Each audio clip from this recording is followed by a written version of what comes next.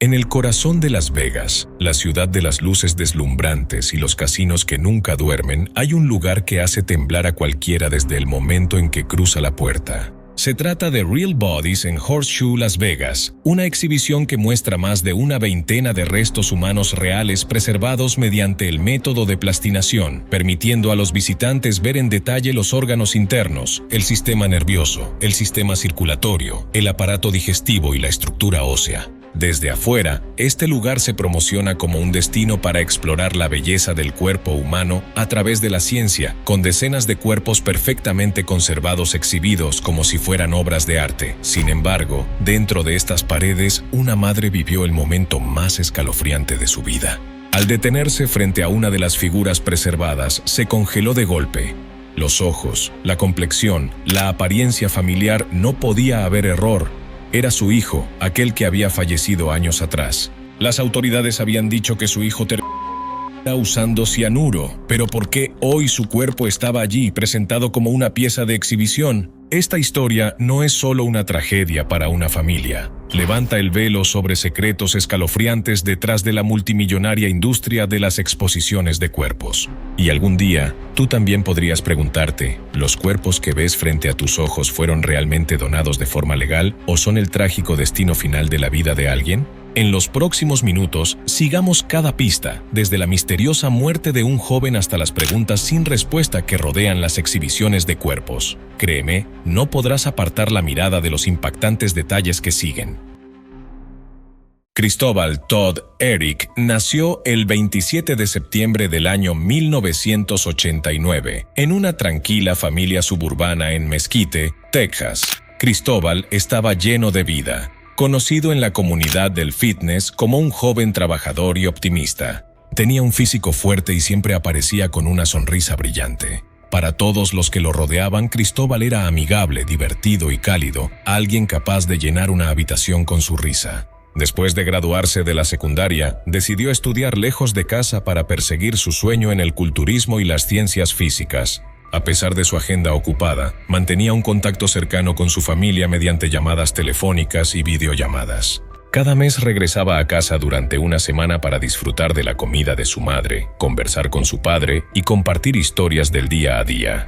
Amigos y familiares siempre decían que Cristóbal jamás mostró señales de desesperación. Al contrario, estaba lleno de energía y fe en el futuro.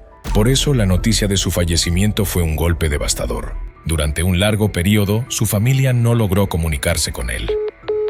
No respondía el teléfono, ignoraba los correos y ninguno de sus amigos sabía dónde estaba. Día tras día, sus padres enviaban mensajes y llamaban solo para recibir silencio. Hasta que un día, una llamada repentina de las autoridades destruyó su mundo. Cristóbal había fallecido. La noticia fue tan abrupta que sus padres quedaron completamente deshechos por el dolor. Se dijo que Cristóbal terminó usando cianuro, un final repentino y violento que dejó a sus seres queridos profundamente afectados. Su padre fue llamado para identificar el cuerpo, y la familia quedó sumida en un dolor insoportable. Pero para su madre, la tristeza no encontraba descanso. Una y otra vez, revisaba las fotos de la escena, buscando una explicación a una tragedia sin sentido. Entonces, un detalle la dejó helada. En el brazo de Cristóbal había una marca que parecía una inyección directa en una vena. Dijeron que fue un suicidio por envenenamiento, pero esa imagen sugería otra verdad, que tal vez alguien le había inyectado el veneno para montar una falsa narrativa de muerte voluntaria. ¿Por qué un joven atleta, sano, esperanzado y lleno de alegría, elegiría de repente una forma tan cruel de abandonar la vida? Esa pregunta atormentó a su madre cada día y sembró una sospecha aterradora. Tal vez la muerte de Cristóbal no era tan simple como afirmaban los informes oficiales. Lo más cruel fue que la familia nunca recibió el cuerpo de Cristóbal. Fue procesado rápidamente bajo procedimientos fuera de su control, dejándolos impotentes y destrozados. Más tarde, su madre descubrió que, apenas unas semanas antes de desaparecer, Cristóbal había recibido una carta anónima. El mensaje era breve pero ominoso. No confíes en quienes te rodean. Algunas personas no te dejarán vivir si saben lo que tú sabes. La familia encontró la carta cuidadosamente escondida en su armario, como si él supiera que el peligro se acercaba. Esa carta se convirtió en una pista escalofriante, despertando la sospecha de que la muerte de Cristóbal no fue un accidente ni una simple elección, sino posiblemente parte de un complot mucho más siniestro en el que había tropezado sin darse cuenta. Cuando la madre de Cristóbal comenzó a buscar más pistas, accedió a fotos y grabaciones de vigilancia del dormitorio donde él había vivido. Para su asombro, todos los datos de los días previos a su desaparición habían sido completamente borrados. Las grabaciones faltantes, imágenes que podrían haber respondido preguntas sobre sus últimos pasos, ahora no eran más que archivos vacíos. Este borrado masivo no solo profundizó el misterio, también hizo que la madre se preguntara, ¿alguien ocultaba deliberadamente la verdad impidiendo que alguna evidencia revelara lo que realmente había pasado con su hijo? Pasaron los años, pero ella no pudo borrar la imagen de su hijo ni los detalles inquietantes en esas fotos de la escena. Las preguntas sin respuesta pesaban en ella todos los días.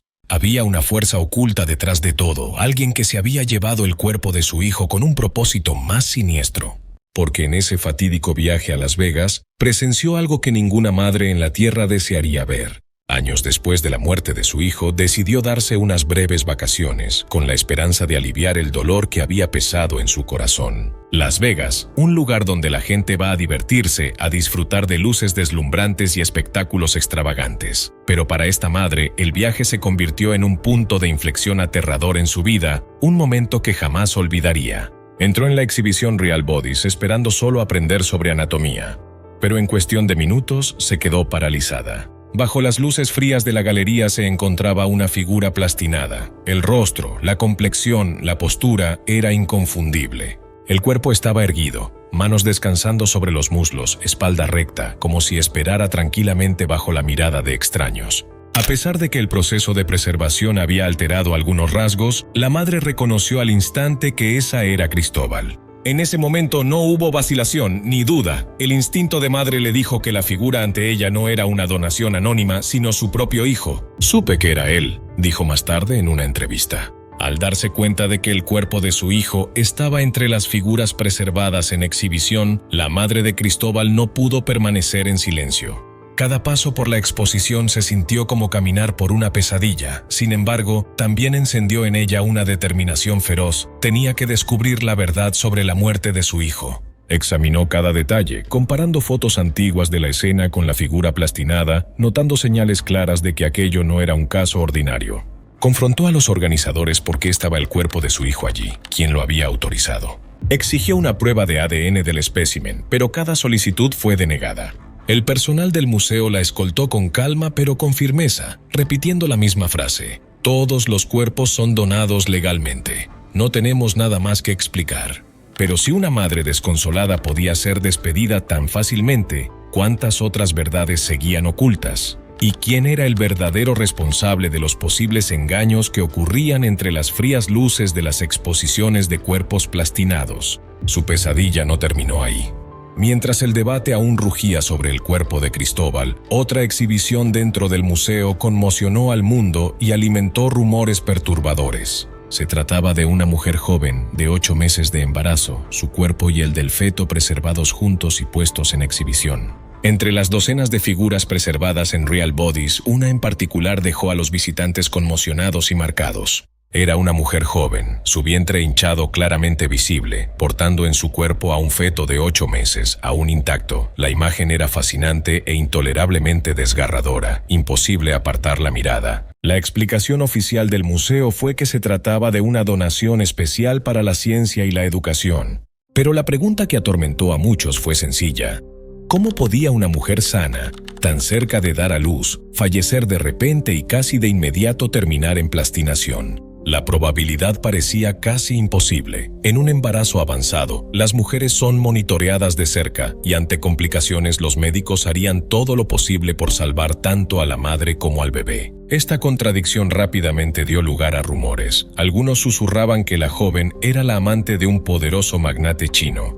Cuando se descubrió la relación clandestina, su esposa habría usado su influencia para eliminar a la rival de manera despiadada. Y en lugar de recibir sepultura, el cuerpo de la mujer y su hijo por nacer supuestamente fueron vendidos a la cadena de suministro clandestina que provee figuras preservadas para museos. Una vez que la historia se difundió, Real Bodies ya no pudo ser vista como una simple muestra educativa. A ojos del público, cada esqueleto, cada figura plastinada encerrada en resina y productos químicos ahora cargaba su propia historia aterradora. Esa pregunta abrió una puerta más oscura hacia los secretos sombríos de la industria de exhibiciones de cuerpos. En la superficie, Real Bodies parecía una ventana científica hacia la anatomía humana, pero detrás de las luces frías yacían misterios sin respuesta. Antes de Real Bodies, otra exhibición llamada Bodies, The Exhibition, ya había generado controversia global. La empresa organizadora, Premier Exhibitions, afirmaba que todos los cuerpos provenían de donaciones legales gestionadas por el gobierno chino, una declaración que sonaba transparente.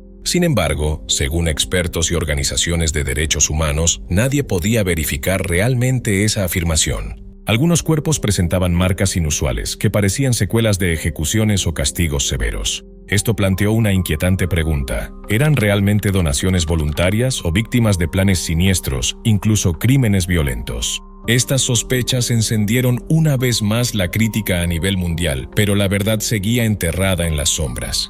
Cuando Real Bodies llegó a Las Vegas, el museo aseguró que todos los especímenes eran suministrados por Dalian-Hoffen Biotechnik Corp., una empresa con sede en China, y que cada uno era un cuerpo no reclamado donado legalmente. Sonaba convincente, pero ojos curiosos y escépticos seguían cada cuerpo plastinado, cada esqueleto perfectamente conservado. Varios exempleados de la industria de preservación de cuerpos admitieron que verificar completamente la legalidad de cada espécimen era extremadamente difícil y que a veces la documentación no era más que una formalidad. A mediados de los años 90, Anthony Noel Kelly, un artista contemporáneo británico, provocó uno de los escándalos más inquietantes en el mundo del arte y la medicina.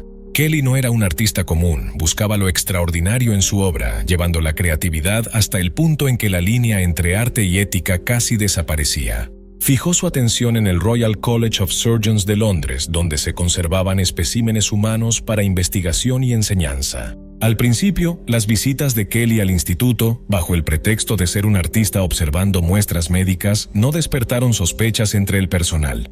Pero durante su acceso, memorizó en secreto el proceso de preservación y los métodos de transporte, construyendo cuidadosamente un plan audaz y arriesgado. Durante un largo periodo, nadie se dio cuenta de que Kelly había convencido a un empleado de un hospital para sacar de contrabando al menos 40 partes humanas, extremidades, cabezas y muestras anatómicas, todas tomadas de personas fallecidas. Todo se hizo en secreto, con cada paso calculado, ya que el más mínimo error podría exponerlo a graves consecuencias legales. Una vez en posesión de los restos, Kelly no los conservó como artefactos médicos, en cambio comenzó a transformarlos en sus propias obras de arte. Hizo moldes, los recubrió de plata, los montó en paredes y los organizó en galerías, creando escenas inquietantes y perturbadoras. Partes rígidas del cuerpo fueron colocadas en poses realistas y cuando la luz se reflejaba en sus superficies pulidas, los espectadores tenían la escalofriante sensación de que las figuras les devolvían la mirada. Cada paso por la exposición hacía que los visitantes se detuvieran, no solo por curiosidad, sino por un miedo invisible que se arrastraba bajo la piel. Cuando la exhibición se inauguró en la Feria de Arte Contemporáneo de Londres en 1997, estalló la indignación pública. La prensa británica cubrió ampliamente el caso, describiendo escenas grotescas y cuestionando tanto la legalidad como la moralidad de usar restos humanos en el arte. Expertos médicos, defensores de los derechos humanos y el público lo condenaron, subrayando que exhibir partes del cuerpo sin el consentimiento explícito del fallecido o de sus familias era una grave violación. La policía inició una investigación. Kelly fue arrestado y su esquema completo quedó al descubierto, desde su colaboración con empleados hasta sus métodos de contrabando. Finalmente, Anthony Noel Kelly fue condenado a 9 meses de prisión por robar restos humanos, una sentencia controvertida, pero que marcó un límite claro en cuestiones éticas. Su historia no fue solo un escándalo del mundo del arte, fue una prueba del peligro que representa llevar la creatividad demasiado lejos sin un freno moral. También planteó una inquietante pregunta: ¿cuántos otros artistas, instituciones o exhibiciones podrían estar manipulando restos humanos bajo el lema de la educación o el arte, sin que el público lo sepa? Colocada junto a las sospechas que rodean a Real Bodies en Las Vegas y otros casos donde figuras preservadas desataron indignación, esta historia pinta un panorama sombrío sobre cómo la sociedad trata la muerte, los derechos de los fallecidos, y los motivos ocultos detrás de las luces frías de exhibiciones que asumimos son por conocimiento y ciencia. Hoy, la madre de Cristóbal no ha abandonado su búsqueda de la verdad. En su página personal de Facebook continúa publicando fotos y comparaciones detalladas entre el cuerpo exhibido en Real Bodies y las antiguas imágenes de la escena del crimen y evidencias que su familia conserva. Cada publicación lleva su certeza, insiste en que la figura preservada es su hijo, inconfundible e irrefutable. Sus imágenes y análisis son más que un llamado a la justicia, son testimonio de la voluntad incansable de una madre por exponer la verdad. Y años después, para quienes siguen el caso, aún queda una pregunta sin respuesta. ¿Los secretos de Real Bodies siguen ocultos? ¿Qué opinas tú? ¿Era realmente Cristóbal la figura preservada? ¿Puede el instinto de una madre ser absolutamente certero? Déjanos tus pensamientos en los comentarios, nos encantaría leerte. Gracias por acompañarnos hasta el final del video. No olvides dar like y suscribirte para no perderte nuestras próximas historias. Nos vemos en el siguiente video.